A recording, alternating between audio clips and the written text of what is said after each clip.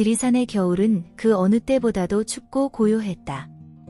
오랜 시간 산림 감시원으로 일해온 장민호는 이른 아침 순찰을 시작하며 평소와는 다른 무언가를 느꼈다. 소나무와 참나무 사이로 불어오는 바람이 마치 비밀을 간직한 듯 조용했다. 민호는 매일 아침 같은 길을 따라 걸었지만 오늘은 달랐다.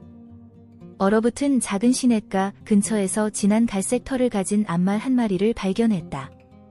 그러나 더욱 놀라운 것은 그 주위를 에워싸고 있는 4마리의 회색 늑대들이었다. 늑대들은 암말을 공격하지 않고 마치 의식을 치르듯 원을 그리며 서 있었다. 20년간의 경험에도 불구하고 민호는 이런 광경을 본 적이 없었다. 그는 조심스럽게 휴대폰을 꺼내 사진을 찍으려 했지만 이상하게도 기계가 작동하지 않았다.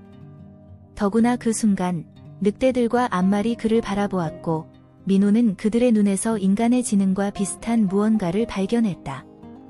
마을로 돌아온 민호는 작은 시장에서 이 이야기를 나눴다. 여러분, 오늘 아침에 제가 본 것을 믿지 못하실 거예요. 처음에는 아무도 그의 말을 진지하게 받아들이지 않았다. 하지만 민호의 진지한 표정과 상세한 설명에 점차 사람들은 귀를 기울이기 시작했다.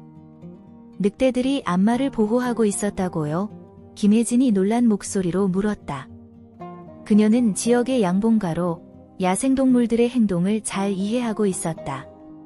그건 자연의 섭리에 어긋나는 일이에요. 며칠이 지나자 비슷한 목격담이 늘어났다. 혜진도 자신의 벌통 근처에서 같은 무리를 보았다고 했다. 놀랍게도 벌들은 전혀 동요하지 않았으며 오히려 평화로운 분위기가 감돌았다고 했다. 이 신비로운 현상은 마을 사람들 사이에서 뜨거운 화제가 되었다.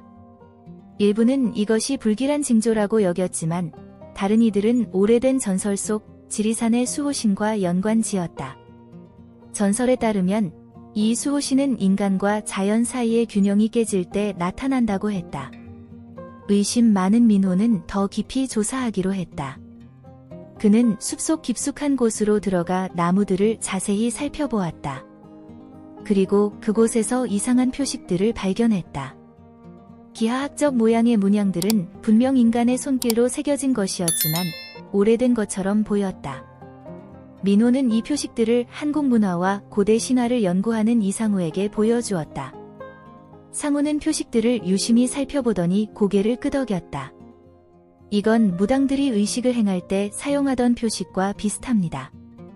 지리산은 예로부터 영적인 힘이 모이는 곳이었다고 해요. 마을의 일상은 점차 변화하기 시작했다. 매일 아침 들리던 새소리가 사라졌고 얼어붙은 호수와 시냇물은 달빛 아래서 이상한 빛을 발했다. 밤이 되면 산 깊은 곳에서 의식용 북소리 같은 울림이 들려왔다. 혜진은 자신의 양봉장을 점검하면서 더 많은 이상 현상을 발견했다. 벌들이 평소와 다른 패턴으로 움직였고 벌통 주위로 이상한 문양이 새겨진 돌들이 나타났다. 이건 분명 누군가가 의도적으로 놓아둔 거예요. 혜진이 민호에게 말했다. 상우는 마을 도서관에서 오래된 문서들을 찾아보았다. 그는 200년 전의 일기장을 발견했는데 거기에는 비슷한 현상들이 기록되어 있었다. 당시에도 늑대들과 한 마리의 말이 등장했다고 해요. 그리고 그 후에 마을에 큰 변화가 있었다고 합니다. 그러던 어느 날 서울에서 온 박태준이 마을에 도착했다. 그는 희귀한 사냥 트로피를 수집하는 것으로 유명한 사업가였다. 그 특별한 암말에 대해 들었습니다. 제가 한번 찾아보고 싶군요. 태준이 여관 주인에게 말했다. 민호는 태준의 등장을 못마땅하게 여겼다. 이건 단순한 사냥감이 아닙니다. 뭔가 더 큰 의미가 있다고 생각해요. 하지만 태준은 그의 걱정을 무시했다. 미신을 믿으시나요? 전 과학적인 사람입니다. 그날 밤 마을 전체가 이상한 경험을 했다. 모든 전자기기가 동시에 멈췄고 하늘에는 오로라 같은 빛이 나타났다. 주민들은 집 밖으로 나와 이 광경을 바라보았다. 상우는 옛 문서에서 본 내용을 떠올렸다. 이건 영적 정화의 전조일 수 있어요. 혜진은 자신의 벌통 근처에서 특이한 발견을 했다. 땅속에서 청동방울과 오래된 거울이 나왔다. 상우는 이것들이 무당들이 사용하던 의식 도구라고 설명했다. 이 지역이 성스러운 의식이 행해지던 곳이었다는 증거예요. 태주는 이런 설명을 비웃으며 자신의 계획을 진행했다. 그는 최신 장비를 가져와 안마를 추적하기 시작했다. 하지만 그의 장비들은 제대로 작동하지 않았고 GPS는 계속해서 오류를 표시했다. 이상해요. 태준이 혼잣말을 했다. 마치 누군가가 일부러 방해하는 것 같아. 그는 자신의 경험 많은 사냥 기술을 믿었지만 이곳에서는 모든 것이 달랐다.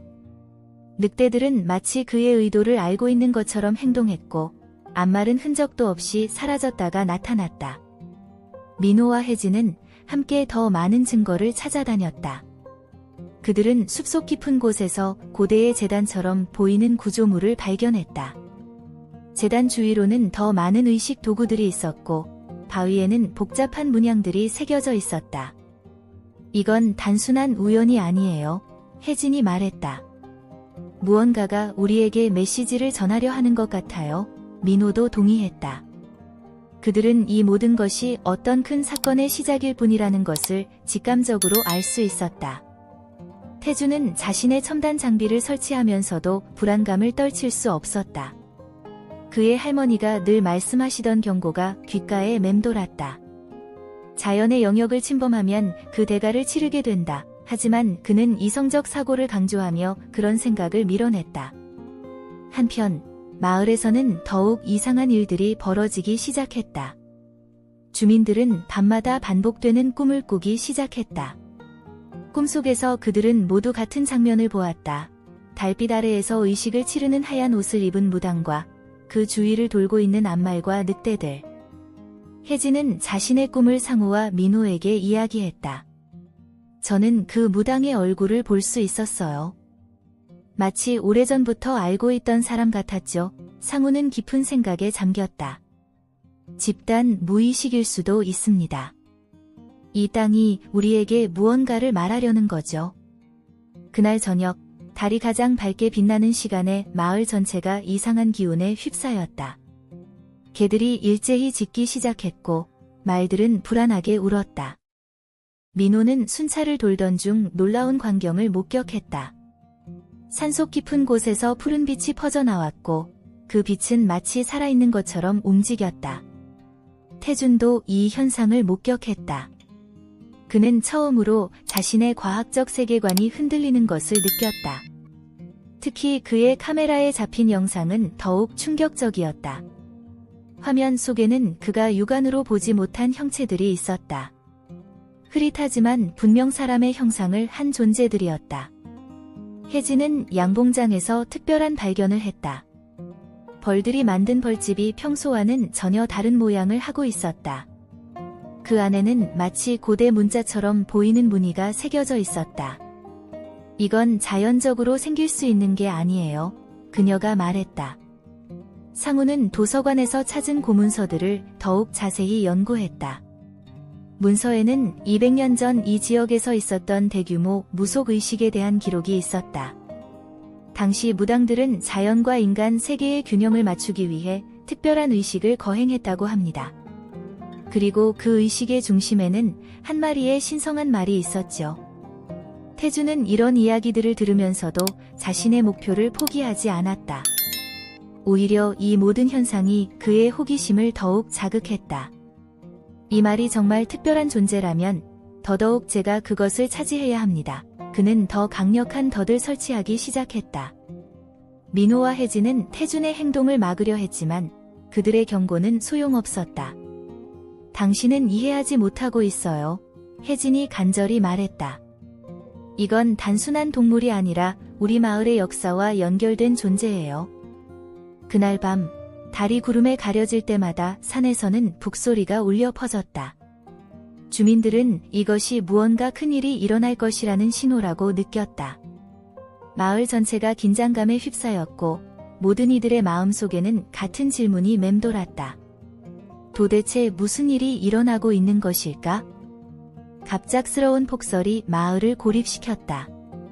전기가 끊기고 통신도 두절되었다. 이런 상황에서 늑대들이 마을 주변을 순찰하듯 돌아다니는 모습이 목격되었다. 그들은 마치 마을을 보호하는 수호자처럼 보였다. 태주는 이 고립된 상황을 기회로 삼았다. 그는 밤중에 몰래 자신의 덫을 점검하러 나갔다. 하지만 그가 발견한 것은 예상치 못한 것이었다.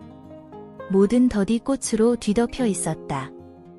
한겨울에 피어날 리 없는 봄꽃들이었다. 이건 불가능해. 태준이 중얼거렸다. 그때 그의 할머니가 들려주던 이야기가 떠올랐다. 할머니는 지리산의 영물에 대해 자주 이야기하셨다. 영물은 자연의 균형을 지키는 존재야. 그들을 방해하면 안 돼. 한편 민호와 혜진은 상우의 도움을 받아 고문서의 내용을 더 자세히 파악했다. 200년 전의 기록에 따르면 이런 현상은 자연이 위험에 처했을 때 나타난다고 해요. 상우가 설명했다. 그리고 그때마다 특별한 의식을 통해 균형을 회복했다고 합니다. 혜진은 자신의 꿈에서 본 무당의 모습을 그림으로 그렸다. 놀랍게도 그 그림은 상우가 가지고 있던 오래된 사진 속 무당의 모습과 일치했다. 이 무당은 제 증조 할머니세요. 혜진이 충격에 빠진 목소리로 말했다. 할머니께서는 무속인이셨다는 얘기를 들은 적이 있어요. 그날 밤 마을 사람들은 모두 같은 꿈을 꾸었다. 꿈속에서 그들은 큰 나무 아래에서 의식을 치르는 모습을 보았다. 그리고 그 나무는 실제로 마을 뒷산에 있는 오래된 느티나무였다. 민호는 그 나무를 찾아가기로 결심했다. 폭설 속을 헤치고 나아가는 동안 늑대들이 그의 길을 인도하는 듯 했다. 나무에 도착한 민호는 놀라운 광경을 목격했다. 나무의 둥치에는 수백 년 된 것으로 보이는 부적들이 붙어 있었고 그 아래에는 의식 도구들이 묻혀 있었다. 이때 태준이 나타났다. 그는 민호의 발견을 보고 처음으로 진정한 두려움을 느꼈다. 이게 다 무슨 의미입니까? 그가 떨리는 목소리로 물었다. 민호는 천천히 설명했다. 이곳은 단순한 산이 아닙니다. 우리 조상들은 이곳을 통해 자연과 소통했어요. 그리고 지금 그 영적인 힘이 다시 깨어나고 있는 겁니다. 그들이 대화하는 동안 멀리서 암말의 울음소리가 들려왔다. 소리는 마치 노래처럼 아름다웠고 그 울음소리와 함께 주변의 눈이 녹기 시작했다. 나무 주변으로는 봄꽃들이 피어났고 달빛은 더욱 밝게 빛났다. 혜진은 자신의 집에서 증조할머니의 일기장을 발견했다. 거기에는 지리산의 비밀이 상세히 적혀 있었다. 우리 가문은 대대로 이 산의 수호자였어요. 그리고 지금이 바로 새로운 수호자가 필요한 때인 것 같아요. 혜진은 증조할머니의 일기장을 들고 민호와 상우를 찾아갔다. 일기장에는 충격적인 내용이 적혀 있었다. 우리 가문은 200년마다 찾아오는 정화의 시기를 관리해야 할 책임이 있었어요. 그리고 그 시기가 바로 지금이에요. 상우는 일기장의 내용을 자세히 살펴보았다. 여기 보세요. 정화의 의식은 자연과 인간 세계의 조화를 되찾는 과정이라고 합니다. 그리고 그 중심에는 영마라 불리는 말이 있어야 해요. 태주는 자신의 숙소에서 이상한 꿈을 꾸었다. 꿈에서 그의 할머니가 나타나 경고했다. 내가 쫓는 그 말은 평범한 동물이 아니다. 그것은 우리 민족의 영적 유산을 지키는 수호신이야. 잠에서 깬 태주는 처음으로 자신의 행동을 진지하게 돌아보기 시작했다. 그날 밤 달이 가장 밝은 시각에 놀라운 일이 벌어졌다. 마을 전체가 신비로운 푸른 빛으로 덮였고 느티나무 주변으로 안개가 피어올랐다. 그 안개 속에서 하얀 옷을 입은 형체들이 나타나기 시작했다. 그들은 과거의 무당들의 영혼이었다. 혜진은 그들 중에서 자신의 증조할머니를 알아보았다. 영혼은 말없이 손짓으로 혜진을 부르고 있었다. 제가 해야 할 일이 있는 것 같아요. 혜진이 떨리는 목소리로 말했다. 민호는 혜진의 곁을 지키며 말했다. 당신 혼자가 아닙니다. 우리 모두가 함께 할 거예요. 상우도 고개를 끄덕였다. 이건 우리 마을 전체의 운명이에요. 태주는 이 광경을 보며 완전히 다른 사람이 되어 있었다.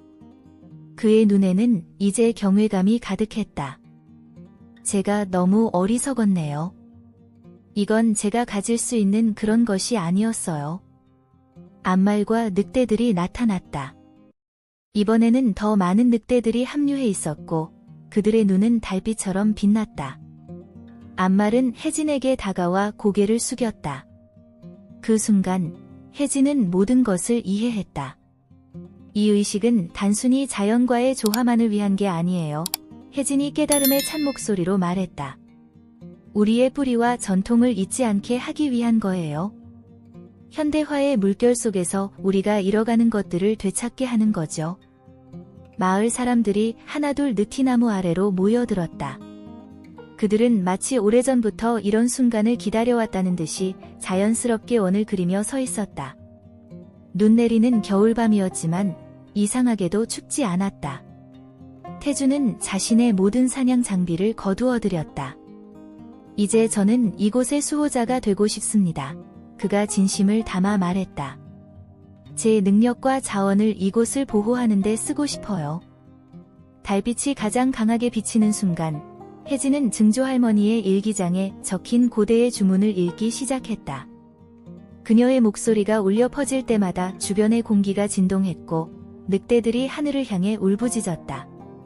하늘에서 내리던 눈이 멈추고 달빛이 더욱 강렬해졌다. 혜진의 주문이 끝나자 놀라운 일이 일어났다. 느티나무의 둘레로 빛나는 원이 그려졌고 그 안에서 과거 무당들의 영혼들이 춤을 추기 시작했다. 암말이 원의 중앙으로 걸어 들어갔다. 그녀의 갈색 털은 이제 달빛을 받아 은색으로 빛났고 늑대들은 그녀를 중심으로 완벽한 원을 그리며 움직였다. 혜진은 자신의 역할을 본능적으로 이해했다. 우리는 오늘 200년 만에 찾아온 정화의 의식을 치르게 됩니다. 혜진이 힘찬 목소리로 말했다. 우리의 조상들이 이 땅을 지켜온 것처럼 우리도 이 유산을 지켜나가야 합니다. 민호는 숲에서 찾은 의식 도구들을 하나씩 꺼내 원 주위에 놓았다. 청동방울, 거울, 그리고 오래된 부적들이 달빛 아래서 신비로운 빛을 발했다. 상우는 고문서에 적힌 의식의 순서를 읽어주었다. 태주는 자신의 첨단 장비들을 거두며 말했다. 이제 저는 이해합니다. 우리가 지켜야 할 것은 이런 순간들이에요. 현대화가 좋지만 우리의 뿌리를 잃어서는 안 되죠. 의식이 절정에 달했을 때 놀라운 변화가 일어났다. 느티나무의 잎사귀들이 한겨울임에도 불구하고 푸르게 자라나기 시작했다. 땅에서는 봄꽃들이 피어올랐고 차가운 겨울 공기는 따뜻한 봄바람으로 변했다. 혜진의 몸이 붕 뜨는 듯한 느낌이 들었다. 그녀의 주변으로 영롱한 빛이 감돌았고 그녀는 과거 무당들의 지식과 힘이 자신에게로 흘러들어오는 것을 느꼈다. 이제 그녀는 진정한 의미의 수호자가 되어 있었다. 마을 사람들은 경이로운 표정으로 이 모든 것을 지켜보았다. 그들의 마음속에는 뿌리 깊은 자부심이 솟아올랐다. 이것은 단순한 미신이 아닌 그들의 진정한 문화유산이었다. 의식이 끝나갈 무렵 암말과 늑대들은 천천히 숲속으로 사라져갔다. 하지만 이번에는 모두가 알고 있었다. 그들은 언제나 이곳을 지키는 수호신으로 남을 것이다. 마을은 큰 변화를 겪었다. 태주는 자신의 사업 경험을 살려 이 지역을 문화유산 보호구역으로 지정하는 데 힘을 쏟았다. 혜진은 전통문화교육센터를 열어 다음 세대에게 이 유산을 전하는 일을 시작했다. 민호는 이제 단순한 산림감시원이 아닌 이 성스러운 땅의 수호자가 되었다. 상우는 발견한 고문서들을 정리하여 이 지역의 역사를 기록하는 작업을 시작했다. 봄이 완전히 찾아왔을 때 지리산은 더욱 아름답게 빛났다. 이제 이곳은 단순한 산이 아닌 전통과 현대가 조화롭게 공존하는 특별한 장소가 되었다. 밤이 되면 여전히 멀리서 북소리가 들려오고 달빛 아래로 은은한 실루엣이 스쳐 지나가곤 했다. 그리고 이 이야기는 대대로 전해질 것이다. 자연과 인간이 하나가 되는 순간, 잃어버린 전통이 되살아나는 순간, 그리고 우리 모두가 진정한 수호자가 되는 순간에 대한 이야기로. 소중한 시청자 여러분, 지리산의 신비로운 이야기는 여기서 끝이 납니다. 하지만 우리의 전통과 문화유산에 대한 이야기는 계속됩니다. 여러분도 이런 소중한 이야기들을 더 많이 듣고 싶으시다면 저희 채널을 구독해주세요. 매주 새로운 이야기로 여러분을 찾아뵙겠습니다. 좋아요와 구독 버튼을 눌러주시면 더 많은 분들과 이런 의미 있는 이야기를 나눌 수 있습니다. 댓글란에는 여러분의 고향에 전해 내려오는 전설이나 이야기가 있다면 함께 나눠주세요. 우리의 전통 문화는 여러분의 참여로 더욱 빛이 날 것입니다. 다음 이야기에서 다시 만나뵐 때까지 여러분의 일상에도 지리산의 신비로운 기운이 함께하기를 바랍니다. 시청해주셔서 감사합니다. FIMDAHISTRIA